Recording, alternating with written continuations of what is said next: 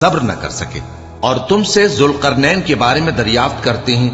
کہہ دو کہ میں اس کا کسی قدر حال تمہیں پڑھ کر سناتا ہوں۔ ہم نے اس کو زمین میں بڑا اقتدار دیا تھا اور ہر طرح کا سامان اس کو عطا کیا تھا، تو اس نے ایک سفر کا سامان کیا، یہاں تک کہ جب سورج کے غروب ہونے کی جگہ پہنچا تو اسے ایسا پایا کہ ایک کیچڑ والے چشمے میں ڈوب رہا ہے، اور اس چشمے کے پاس ایک قوم دیکھی۔ ہم نے کہا ذوالقرنین،